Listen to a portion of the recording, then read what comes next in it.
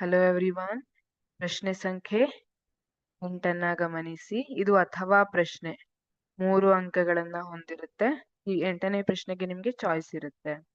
ಆಯತಾಕಾರದ ಗಾಜಿನ ಚಪ್ಪಡಿಯ ಮೂಲಕ ಬೆಳಕಿನ ವಕ್ರೀಭವನವನ್ನು ತೋರಿಸುವ ಚಟುವಟಿಕೆಯನ್ನು ವಿವರಿಸಿ. ಬೆಳಕಿನ ವಕ್ರೀಭವನ ಅಂದ್ರೇನು? ಬೆಳಕು ಒಂದು ಮಾಧ್ಯಮದಿಂದ ಇನ್ನೊಂದು ಮಾಧ್ಯಮಕ್ಕೆ ಚಲಿಸುವಾಗ ಅಲ್ಲಿ ಬೆಳಕಿನ ಪ್ರಸರಣ ದಿಕ್ಕು ಬದಲಾವಣೆ ಆಗ್ತದೆ. ಈಗ ಇಲ್ಲಿ ಒಂದು ಮಾಧ್ಯಮದಿಂದ ಇನ್ನೊಂದು ಮಾಧ್ಯಮಕ್ಕೆ, ಇದು ಒಂದು ಮಾಧ್ಯಮ ಇದೊಂದು ಮಾಧ್ಯಮ ಅಂತಿದ್ರೆ, ಈ ಮಾಧ್ಯಮದಿಂದ ಬೆಳಕು ಈ ಮಾಧ್ಯಮಕ್ಕೆ ಹೋಗ್ತಾ ಇದೆ ಅಂದ್ರೆ ಇದು ಬಾಗುತ್ತೆ. ಇದನ್ನ ಏನಂತ ಕರೀತಾರೆ? ಈಗ ಹೋಗ್ಬೇಕಿತ್ತು ಆದ್ರೆ ಅದು ಈ ರೀತಿಯಾಗಿ ಬಾಗ್ತಾ ಇದೆ. ಇದನ್ನ ಏನಂತ ಕರೀತಾರೆ?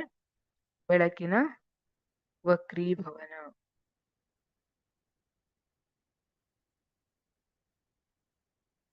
ಇದು ಲಂಬ ಆಗಿದ್ರೆ ಇದು ಲಂಬದ ಕಡೆಗೆ ಅಥವಾ ಲಂಬದಿಂದ ಆ ಕಡೆ ಆಗುತ್ತೆ. ಅದನ್ನ ವಕ್ರೀಭವನ ಅಂತ ಕರೀತಾರೆ. ಇಲ್ಲಿ ಚಿತ್ರದಲ್ಲಿ ತೋರಿಸಿದಂತೆ ಒಂದು ಡ್ರಾಯಿಂಗ್ ಹಲಗೆಯ ಮೇಲೆ ಬಿಳಿ ಕಾಗದದ ಹಾಳೆಯನ್ನು, ಅದರ ಮೇಲೆ ಗಾಜಿನ ಚಪ್ಪಡಿಯನ್ನಿಟ್ಟು ಪೆನ್ಸಿಲ್ನ ಸಹಾಯದಿಂದ ಸುತ್ತಲೂ ರೇಖೆಗಳನ್ನು ಎಳೆದು ABCD ಎಂದು ಗುರುತಿಸಬೇಕು. ಒಂದು ಬಿಳಿ ಡ್ರಾಯಿಂಗ್ ಹಾಳೆ ತಗೊಂಡು ಇದು ಗಾಜಿನ ಚಪ್ಪಡಿ ಇದೆ, ಇದನ್ನ ಇಟ್ಟು ABCD ಅಂತ ಒಂದು ಲೈನ್ ಅನ್ನ ಎಳಿಬೇಕು ಆಯತಾಕಾರ. ABಗೆ ಲಂಬ ಎಳೆದು NN' ಎಂದು ಗುರುತಿಸಬೇಕು.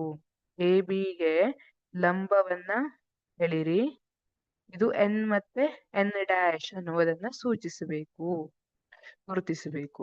ಛೇದಿಸುವ ಬಿಂದು O ನಿಂದ ಲಂಬಕ್ಕೆ ಓರೆಯಾಗಿ ಎಳೆದು EF ಬಿಂದುಗಳಲ್ಲಿ ಗುಂಡು ಪಿನ್ನುಗಳನ್ನು ಅಂಟಿಸಬೇಕು. ಇದು ABಯನ್ನ ಛೇದಿಸುವ ಬಿಂದು ಯಾವುದು? O. ಈ ಬಿಂದುವಿನಲ್ಲಿ ಲಂಬಕ್ಕೆ ಓರೆಯಾಗಿ ನೋಡಿ, ಲಂಬಕ್ಕೆ ಓರೆಯಾಗಿ ಒಂದು ಲೈನ್ ಅನ್ನ ಎಳೆದಿದ್ದಾರೆ. ಅಲ್ಲಿ EF ಎನ್ನುವಂತಹ ಒಂದು 2 ಪಾಯಿಂಟ್ ಅನ್ನ ಗುರುತಿಸಿ ಅಲ್ಲಿ 2 ಗುಂಡು ಪಿನ್ಗಳನ್ನ ಅಂಟಿಸಿದ್ದಾರೆ. ಈಗ ಇನ್ನೊಂದು ಬದಿಯಲ್ಲಿ EF ಗಳೊಂದಿಗೆ ಸರಳ ರೇಖೆ ಉಂಟು ಮಾಡುವಂತೆ 2 ಗುಂಡು ಪಿನ್ನುಗಳನ್ನು ಅಂಟಿಸಿ.